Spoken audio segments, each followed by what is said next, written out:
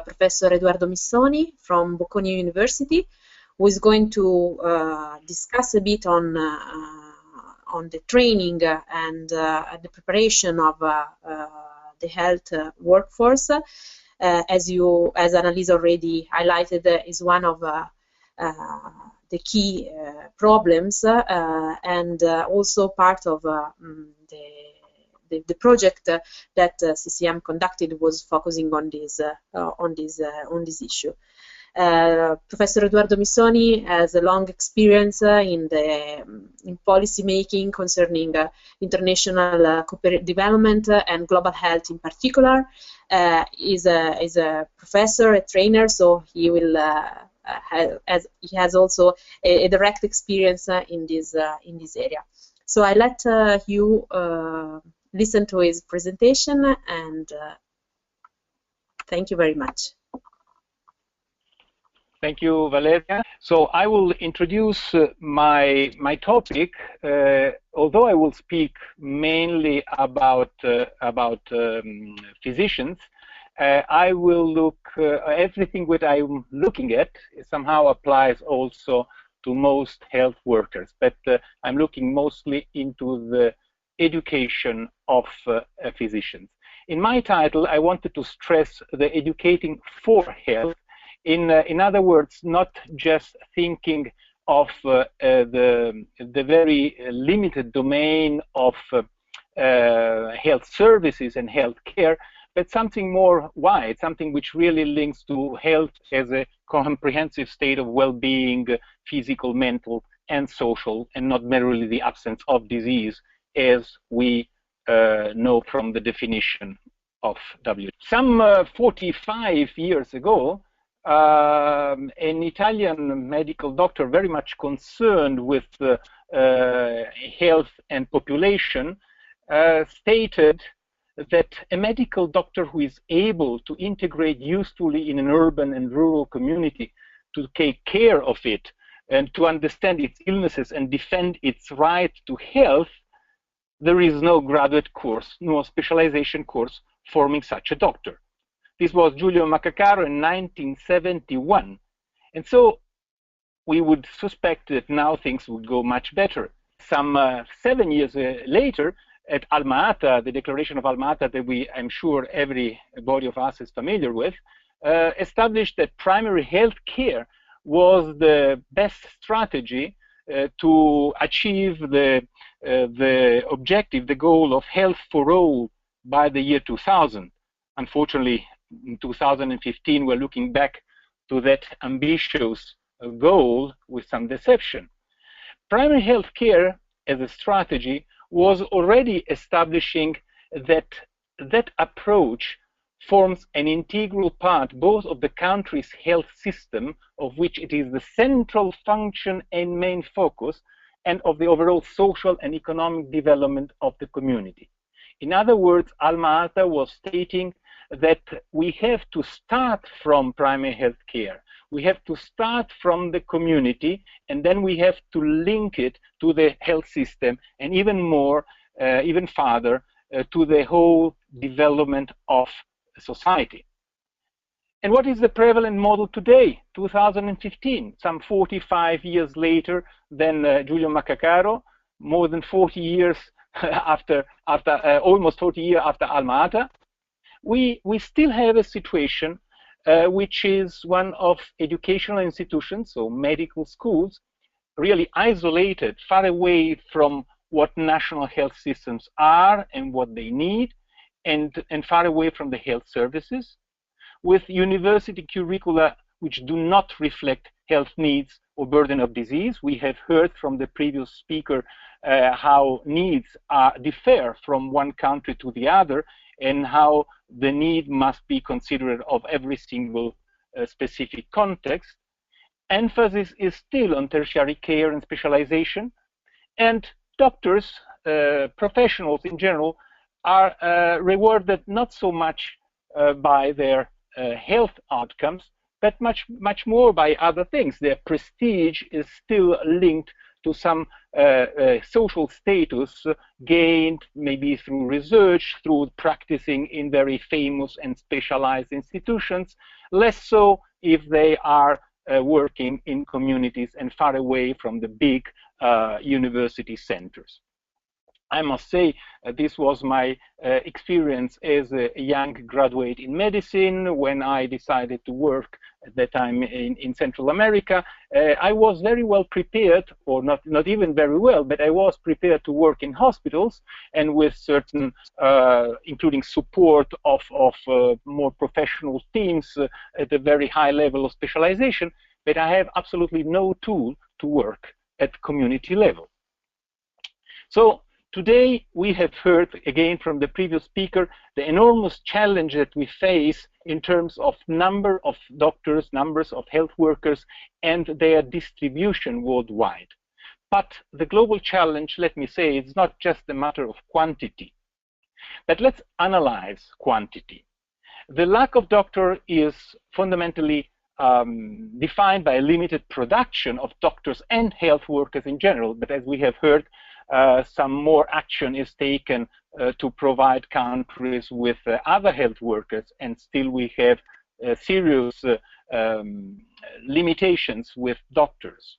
So nearly half of the countries worldwide have only one or no medical school. So fundamentally, they have to rely on a very limited training at home and eventually on immigration of doctors and professionals from other countries. There is an enormous lack of capacity to hire or retain the doctors where they are needed, because if the biggest part of disease, burden of disease, is in poor communities, is still in rural areas or in marginalized urban communities, there is where we have no doctors. So in those conditions, there is poor working conditions for doctors, low pay, because higher pay is in capital cities, is in specialized institutions. And this obviously leads doctors to emigrate. They prefer to go first from rural to urban areas, then, as we have heard, they will migrate, producing a brain drain toward situations, toward countries where they are better paid. And we also have to consider that we cannot put all find all the answers only in the medical education system, because if there is a failure of the secondary education, in other words, of the school system, this will also limit the numbers of students that will be able to access university. So here we have a first insight into the need to look intersectorally in this matter. We cannot look only at what can be provided by education in health, nor only what are the needs of the health system.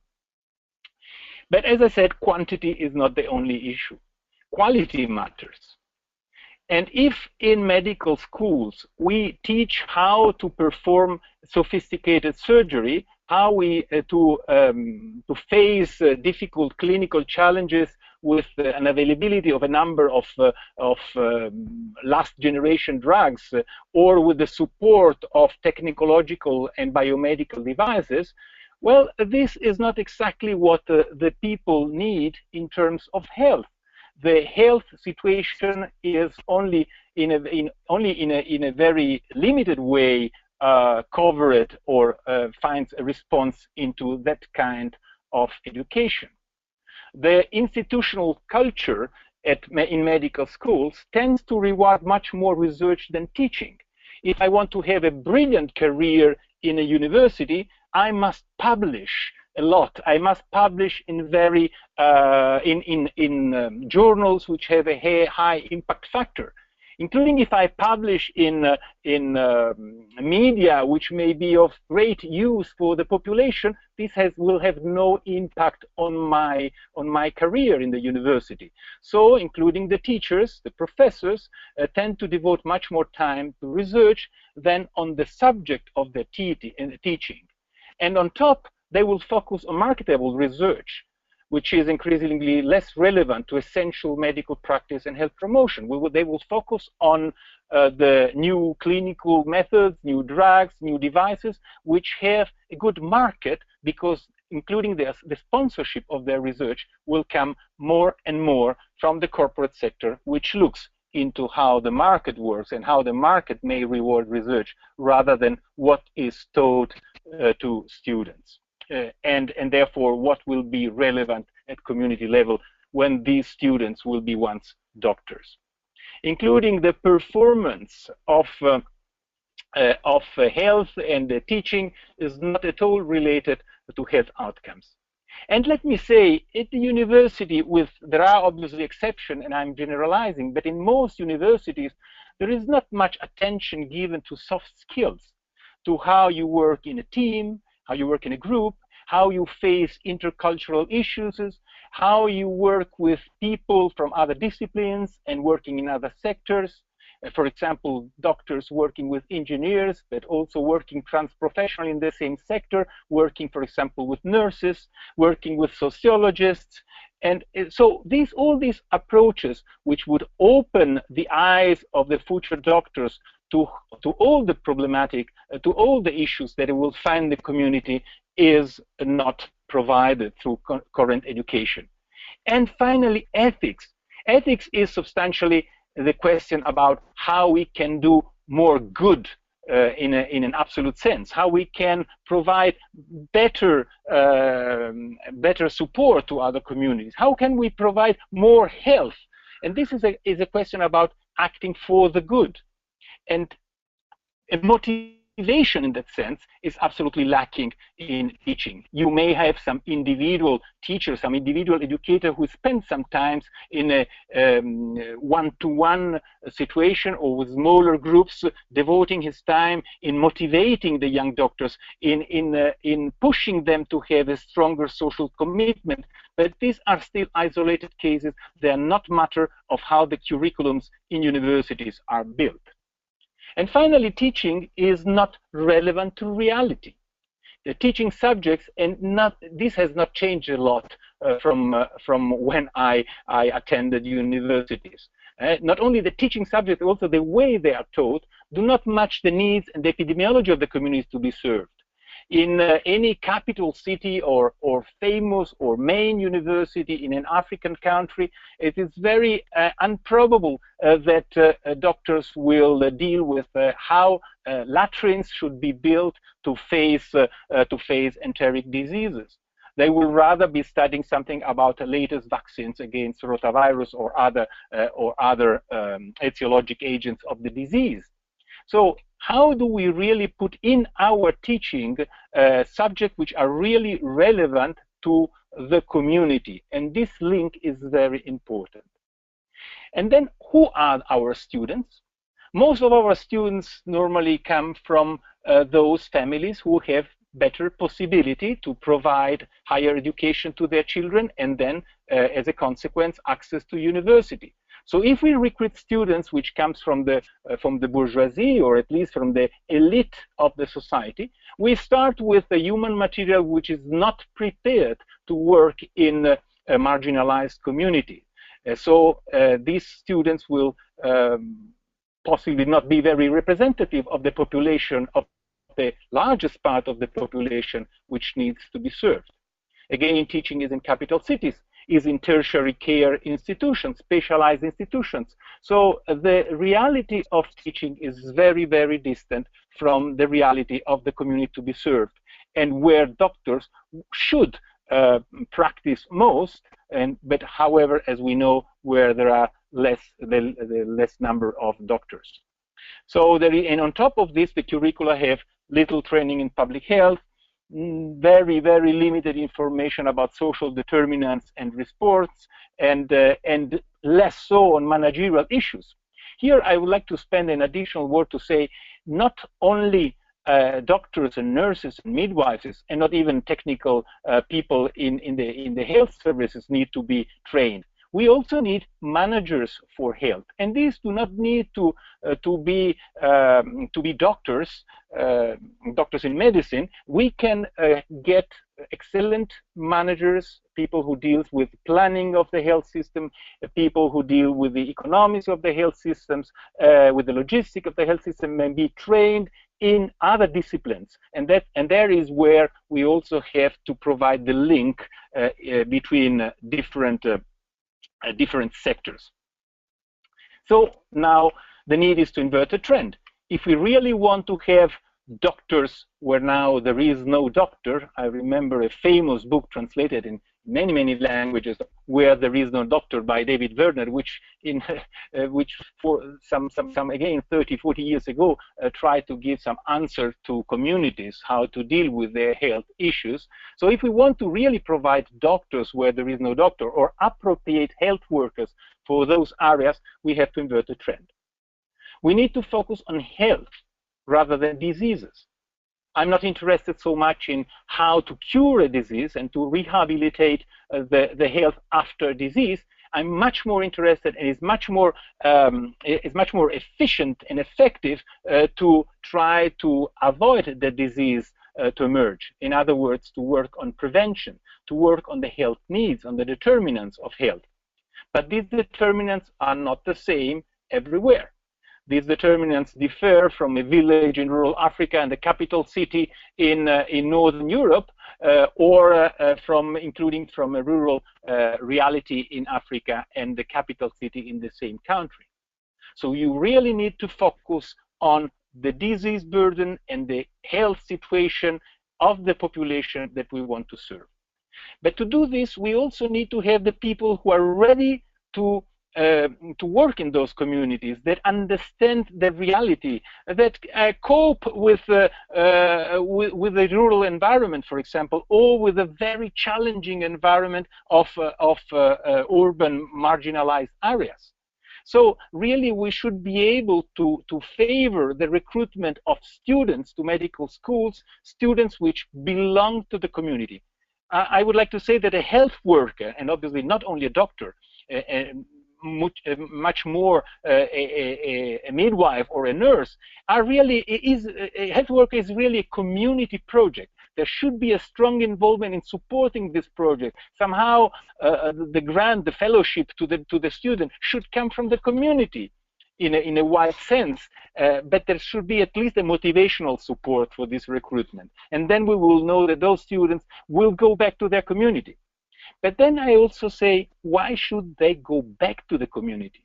Maybe we should start to train doctors in the community, there where illness originates, where the health situation may suffer most, and then discover which are the technological and including methodological approaches and tools which are more appropriate for the area. I'm sure nobody would imagine to train a farmer in a capital city without any contact with the field. And the same applies to health.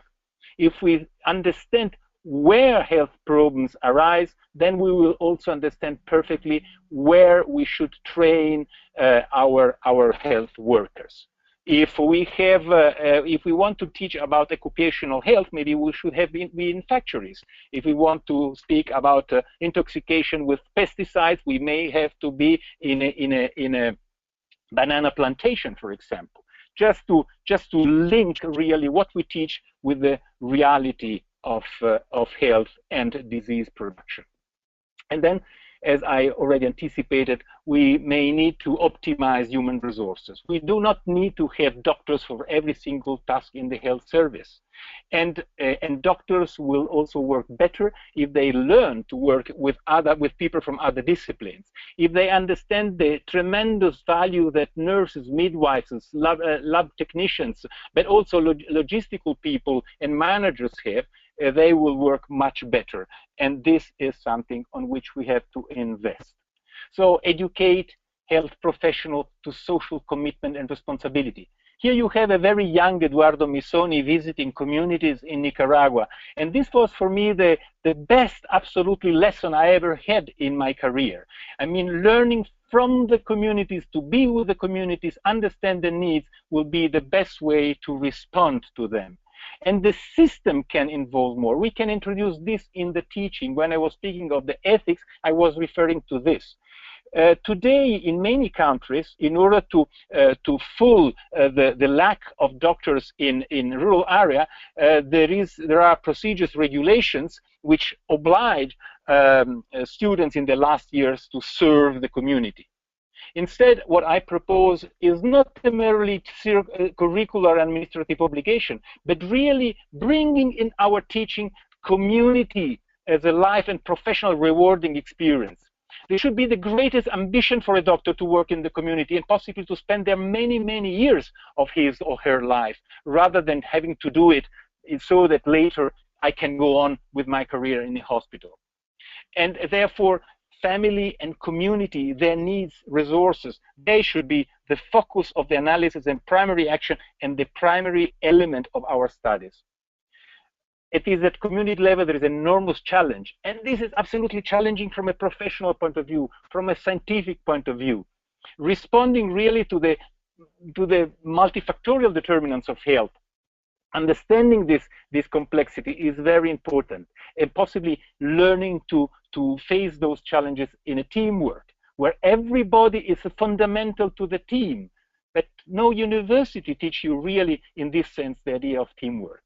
Interacting with the community, with the local institution, with social networks, organizer groups. These are all that kind of soft skills which are not taught and possibly cannot be taught in the present system of education, which is so much based in capital city and centralized institutions. So we need to provide new tools to face these challenges.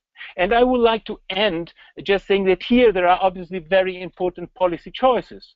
And these policy choices are not only linked to the education system in health, as I was proposing you from the very beginning.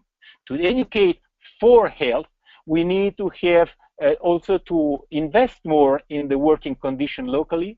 We may have to invest more, these are national decisions, to invest more in some ITC technology which may help people working in distant positions to have anyway on-the-job training and support.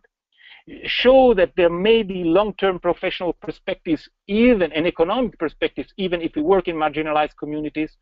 Offer a continuous opportunity for further training on the job, and link education really to the condition in which people are born, grow, live, work, and age. And these are what we call the social determinants of health. In other words, and to conclude, we have to rethink the health system and the health education and putting health and not the disease, let me stress it once again, health and primary health care as its central function and the main focus of all the system. And this concludes my presentation, and I hope you could enjoy it, and I'm ready to interact with you at the end of the webinar if there are questions to this. Thank you very much.